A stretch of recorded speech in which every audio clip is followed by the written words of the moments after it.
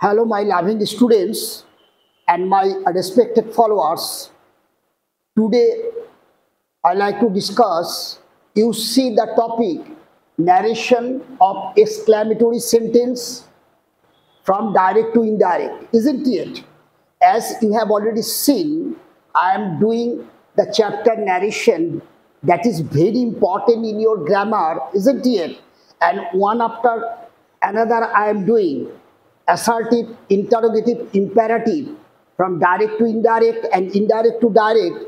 All these things I already completed in my last classes. Okay, today our topic you are seeing here, narration of exclamatory sentence from direct to indirect, isn't it? Now you have to know what is exclamatory sentence and how does look like it, isn't it? Now you see, whenever we go to express some emotion, that is আমরা যখন আমাদের কোনো আবেগকে আমরা প্রকাশ করতে চাই, সেই আবেগগুলো দুঃখজনক, আনন্দ, কষ্ট, ঠিক আছে, যে ধরনেরই আবেগ হোক না কেন, দুঃখ, কষ্ট, বেদনা, আনন্দ, ঠিক আছে, যে ধরনেরই আবেগ আমরা বাক্যের আকারে প্রকাশ করতে যাই না কেন, তখন we have to follow the sentence pattern of exclamatory sentence, isn't it?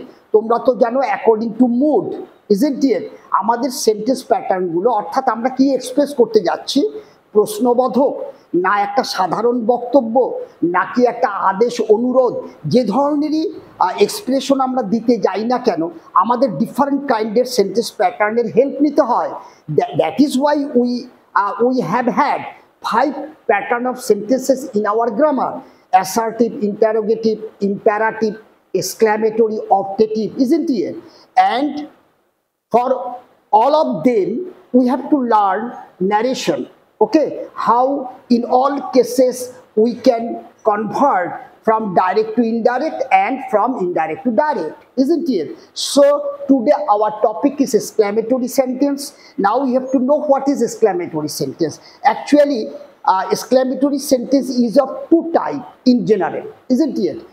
আমরা যখন কোনো সাডেন ইমোশনকে প্রকাশ করতে চাই, আকস্মিক কোনো আবেগকে প্রকাশ করতে চাই, তখন আমাদের সেন্টেন্স প্যাটার্নটা কিরকম হবে? ইন্টারজেকশন বসাতে হবে, exclamatory sign plus assertive sentence.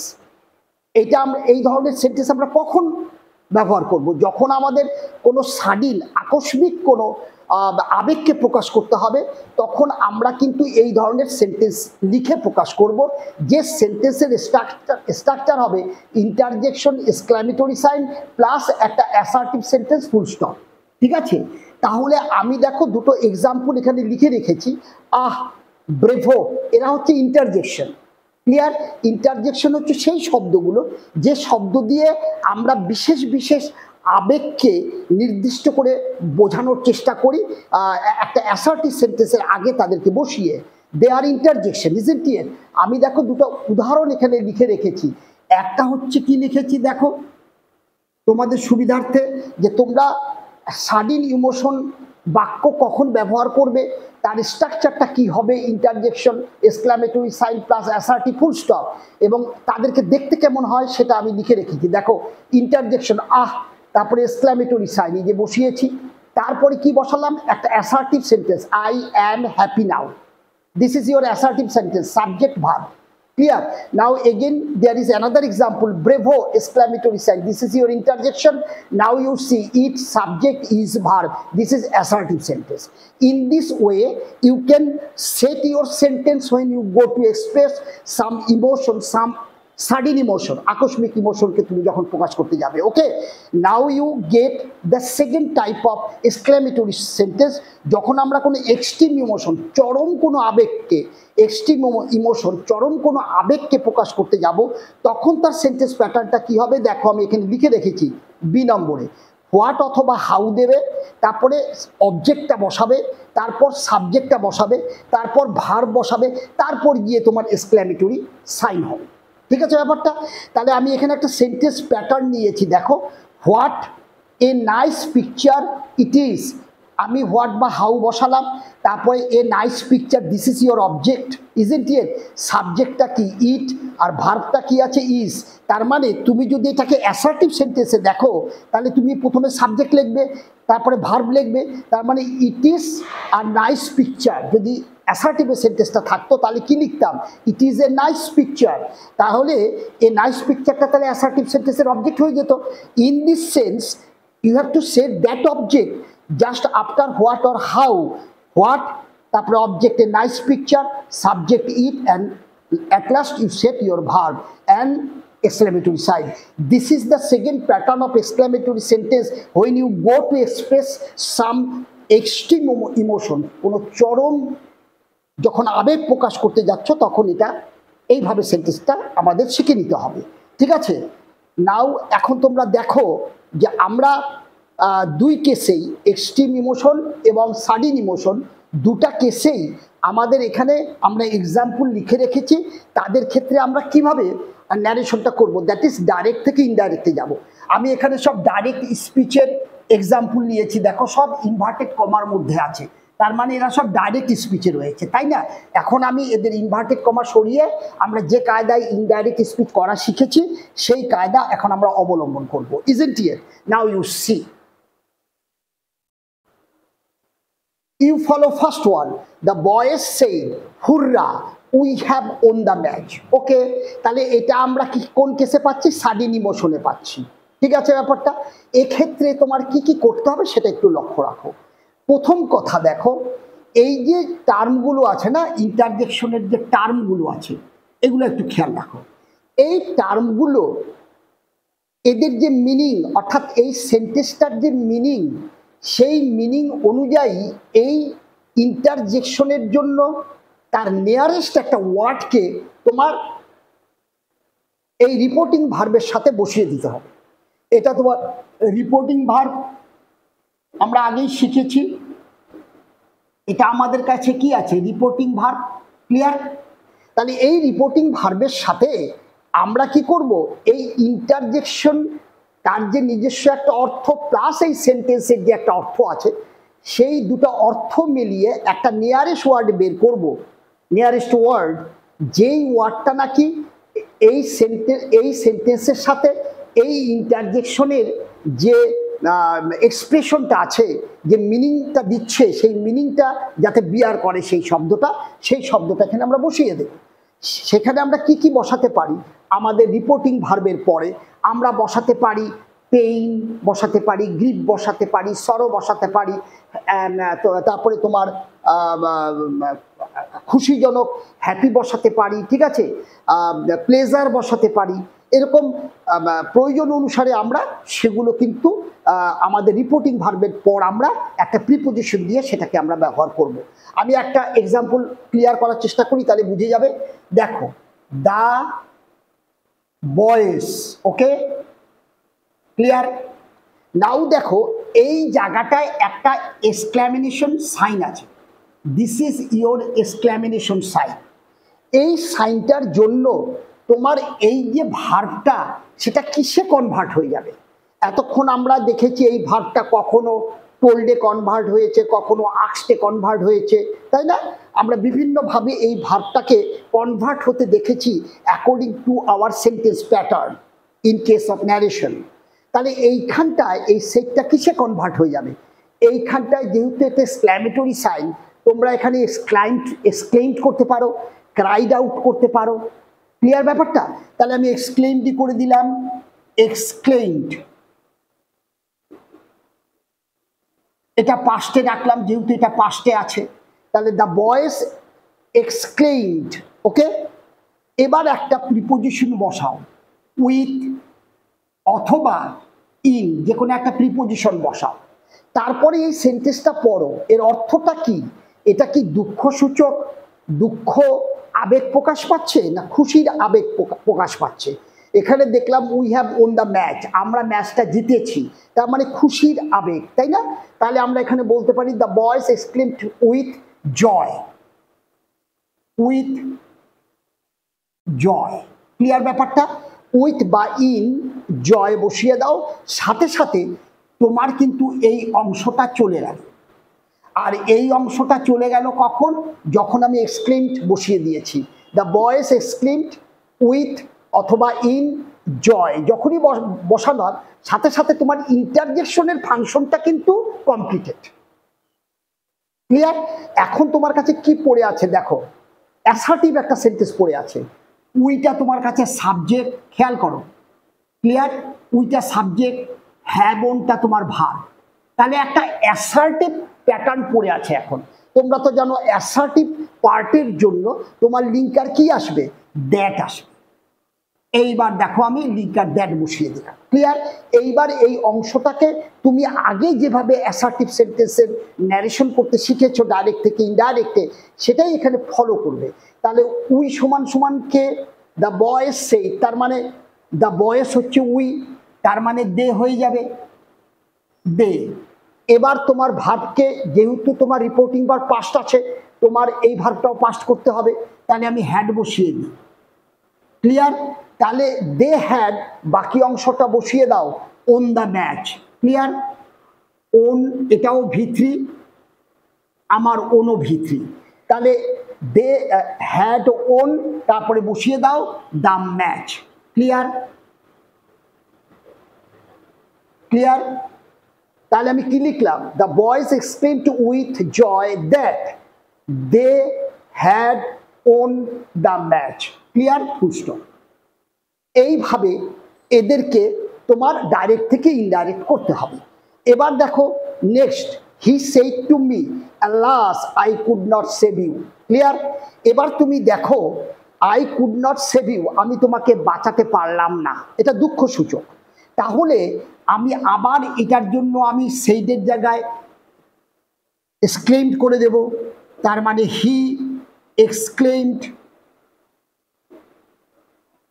অথবা ক্রাইড আউট করতে পারো, হি এক্সক্লেইমড উইথ, এটা দুঃখ সূচক, তাহলে সরো করে দাও।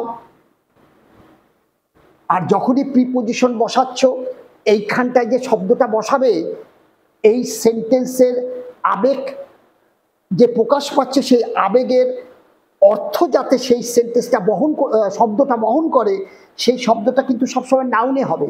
কেন? আমরা জানি প্রিপোজিশনের পর নাউন ছাড়া কেউ বসে না। ঠিক আছে? তাহলে উইথ সরো হয়ে গেল, সাথে সাথে তোমার এইটা আর এইটার ফাংশন শেষ। তাহলে এইবার পড়ে থাকছে একটা assertive sentence, I could not save you, এটা একটা অ্যাসার্টিভ সেন্টেন্স, সাবজেক্ট ভার্ব। তাহলে আমার লিঙ্কার কি হয়ে যাবে আগের মতো, দ্যাট। এবার আই সমান সমান কে, তার মানে হি সেড টু মি আই, তার মানে আইটাকে হি, তাই না? তাহলে আইটার জায়গায় আমি কি বসাবো, হি বসিয়ে দিব। তারপরে কুডের পাস্ট করতে হবে, সেইড আছে, সেইড হলে ভার্ব পাস্ট হবে, কুডের তো পাস্ট হয় না, তাই কুড কুডি বসে যাবে। তাহলে that he could not save. Clear? এবার ইউ সমান সমান কে, হি সেড টু মি, সে আমাকে বলেছিল I could not save you. তাহলে মি সমান সমান আমার ইউ, তাই না? মি সমান সমান আমার কে, ইউ। ক্লিয়ার? তাহলে আমার এখন কি হয়ে যাবে, মি। তাহলে কি হয়ে গেল দেখো, he exclaimed with sorrow that he could not save me.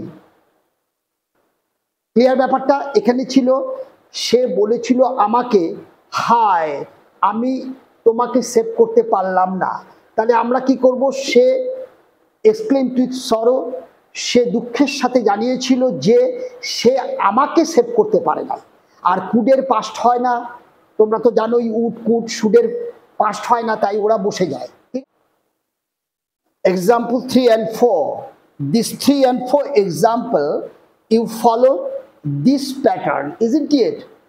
When your emotion is extreme, then we generally follow this sentence structure. What oblique how plus object plus subject plus verb plus exclamatory sign. This pattern of exclamatory sentence we generally use when we like to express our any extreme emotion, isn't it? Now you see, if you get this type of sentence, then how you can do narration and how can you convert this type of sentence from direct to indirect. As I have already told you, here all these examples I have taken as direct speech. Now we are doing indirect speech. Okay, you just follow, isn't it? The boy, clear, cried out.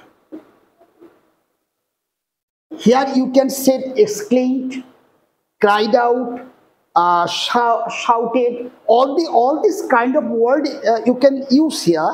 Whenever you are getting this expression, exclamatory sign, then you can as usually remember that you have to change the word, isn't it? Cried out, shouted, exclaimed. Any one of them you can use here, isn't it? Just to express the tenacity or intents of your expressing your emotion, isn't it? So the boy cried out, isn't it? Now here you in or with any preposition you said. Okay, now you see what type of emotion this sentence is expressing. তোমার অর্থটা বুঝতে হবে। দেখো, what a fool I am, আমি কি বোকা। তার মানে কি এখানটায় কষ্টে দুঃখে বলতে পারে অথবা হতাশায় বলতে পারে। Better if you go for হতাশা। হতাশায় এই ধরনের বাক্য আমরা বলি আমি কি বোকা, তাই না?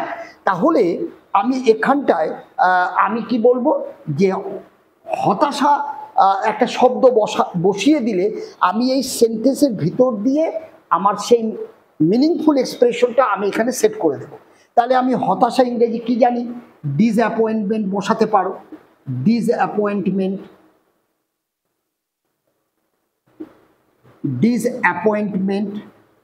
বসিয়ে দিলাম। আর একটা জিনিস বুঝবে, যখনই তোমরা এই উইথ বা ইন যে কোনো একটা প্রিপোজিশন সেট করে যখনই তুমি শব্দটা বসাতে যাবে, যে শব্দটা তোমার এই সেন্টেন্সটাকে মিন করছে, সেই সেন্টেন্সটা সবসময় নাউন ফর্মে হবে। কেন? আমরা জানি প্রিপোজিশনের পর নাউন ছাড়া অন্য কোনো পার্টস অফ স্পিচ ব্যবহার হয় না। ওকে, সেই জন্য সবসময় জানবে যে শব্দটা আমি বসাতে যাচ্ছি as per the meaning of the sentence, সেই শব্দটা অবশ্যই নাউন ফর্মে হবে। Very good. নাও তোমাকে কি বসাতে হবে? তোমার লিঙ্কার বসাতে হবে দ্যাট। ওকে, কেন? আসলে আমরা এক্সক্লেমেটরি সেন্টেন্সে আগেই বলেছি লিঙ্কার সবসময় দ্যাট হবে, মাইন্ড ইট। এখন তুমি বলবে এটা তো হোয়াট দিয়ে শুরু। আমরা ইন্টারোগেটিভ সেন্টেন্সে হোয়াট, হুইচ, হোয়েন দিয়ে যখন বাক্যটা আমরা পেয়েছি তখন ওই ইন্টারোগেটিভ প্রোনাউনটাকেই তো আমরা লিঙ্কার করে দিয়েছি। এখানেও হোয়াট দিয়ে শুরু, but we are using here that. আসলে বোঝো, এইখানে যে হোয়াট বা তোমার হাউ ব্যবহার হবে, ওরা কিন্তু এখানে ইন্টারোগেটিভ লিঙ্কার নয়, তারা এক্সট্রিম ইমোশনকে সিম্বলাইজ করে। এক্সট্রিম ইমোশনকে এই হোয়াট বা হাউ সিম্বলাইজ করে। ওকে, তারা বাক্যটাকে হোয়াট বা হাউ দিয়ে আমরা সেই যে ইন্টেন্সিটি অফ আওয়ার ইমোশন, ঠিক আছে, টু এক্সপ্রেস, সেইটার জন্য এই হোয়াট বা হাউ আমরা ব্যবহার করি। অন্য কোনো WH এখানে আমরা ব্যবহার করি না, isn't it? So you don't treat this WH as like as what we get in our interrogative sentence. So এইখানটায় আমাদের লিঙ্কার সবসময় দ্যাট হবে, মাইন্ড ইট। কেন এই হোয়াটটা দেখবে আমরা বাক্যে রাখবো না, এই হোয়াটটাকে আমরা কিভাবে ব্যবহার করে ফেলবো একটু পরেই দেখো। তাহলে এবার আসো, আমাদের দ্যাটের পরে কি বসাতে হবে? I already told you that is linker, that means that is conjunction, and conjunctionটা কোথায় বসে? দুটো বাক্যের মাঝখানে কনজাংশন বসে। এইদিকেও একটা বাক্য থাকবে, এদিকেও একটা বাক্য থাকবে, isn't it? তার মানে এইখানে বাক্য বলতে আমরা কি বুঝি? That is clause. কনজাংশন দুটো ক্লজকে জুড়ে দেয়। ওকে, বাক্য এবং ক্লজের মধ্যে পার্থক্য আছে, ওটা আমরা পরে আলোচনা করব, কিন্তু ক্লজ দুটো ক্লজকে জুড়ে দেয়। অর্থাৎ ক্লজ মানে সাবজেক্ট থাকতে হবে, অবশ্যই ভার্ব থাকতে হবে। ওকে, তাহলে দ্যাটের পরে যেটা আমি বসাবো সেখানেও একটা সাবজেক্ট একটা ভার্ব থাকবে। মোরওভার আমি তোমাদের বলেছি ডাইরেক্ট স্পিচে তুমি যে ধরনেরই বাক্য পাও না কেন, ইনডাইরেক্ট যখন করবে তাকে অ্যাসার্টিভ করে নেবে। অ্যাসার্টিভ মানে সাবজেক্ট ভার্ব, ঠিক আছে? তাহলে আমরা এখন সাবজেক্ট বসাবো। তাহলে এই বাক্যটার মধ্যে সাবজেক্টকে দেখো আমি লিখে রেখেছি, সাবজেক্ট আই। এবার আই সমান সমান কে? The boy. তাহলে আমার এখানে কি বসবে? হি বসে গেল। এবার বলছে ভার্ব বসাও, আমি ভার্ব লিখে রেখেছি অ্যাম, অ্যামের পাস্ট ফর্ম হবে, কেন রিপোর্টিং ভার্ব হচ্ছে পাস্ট, তাহলে অ্যামের পাস্ট কি হয়ে যাবে তোমার কাছে, অ্যামের পাস্ট হয়ে যাবে ওয়াস। ক্লিয়ার ব্যাপারটা, অ্যামের পাস্ট কি হয়ে গেল, ওয়াস।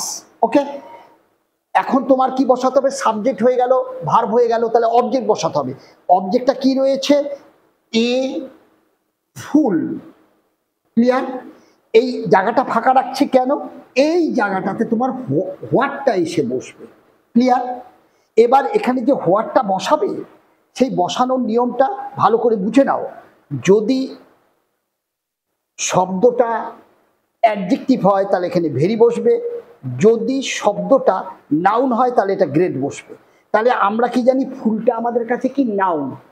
ওকে, ফুল নাউন। ওকে, তাহলে আমরা যেহেতু এটা নাউন পেয়েছি, যেহেতু আমরা এটাকে নাউন পেয়ে গেছি, তাহলে হোয়াট সমান সমান এখানে বসিয়ে দিব grade. Clear, then you have already done the indirect speech of this direct speech following this rule, isn't it? Now you are following last example. Okay, here I am doing he shouted in any preposition in or with. Okay, তাহলে কি লিখলাম, he shouted in। এবার দেখো এটা কি expression দিচ্ছে তোমাকে, a nice bird it is, বিস্ময়কর, তাই না? তাহলে আমরা লিখে দিলাম সারপ্রাইজ, এখানে লিখে দিলাম surprise. Okay, he shouted in surprise. Okay, তাহলে এবার আমি কি বসাবো, লিঙ্কার দ্যাট বসাবো। কেন বসাবো একটু আগে বললাম। এইবার তুমি সাবজেক্ট বসাও, এই যে ইট তোমার কাছে সাবজেক্ট, ইজ তোমার কাছে ভার্ব। ক্লিয়ার, তাহলে ইট কি তুমি বসিয়ে দাও, ইট কোনো সাবজেক্টের চেঞ্জ হবে না, ইট ইটি বসে যায়। এইবার তুমি ভার্বকে পাস্ট করো, তাহলে আমার রিপোর্টিং ভার্ব পাস্ট আছে, তাহলে ইজের পাস্ট ফর্ম কি হয়ে যাবে, ওয়াজ হয়ে যাবে। ক্লিয়ার, এবার তোমার অবজেক্ট বসানোর কথা, তাহলে a nice bird, full stop. Clear ব্যাপারটা, ফুল স্টপ। দেখো তাহলে এই নাইসটা কি আছে তোমার কাছে, অ্যাডজেক্টিভ, মাইন্ডেড। তাহলে এখানে অ্যাডজেক্টিভ থাকলে এখানে কি বসাবো, very.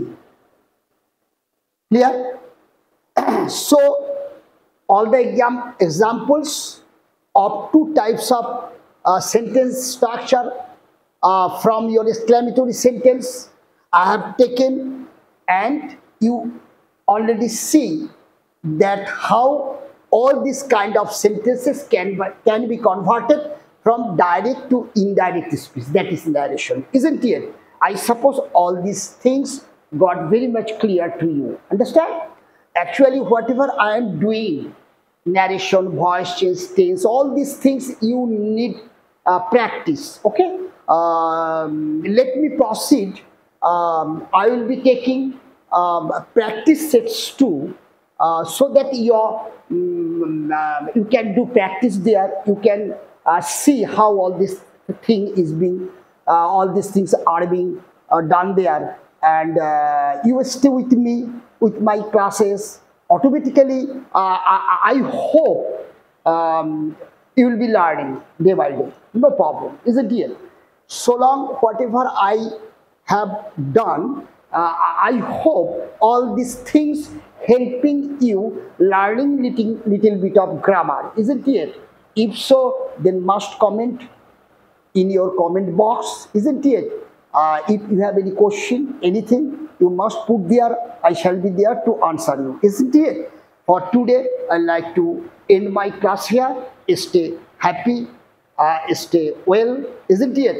Have a good day.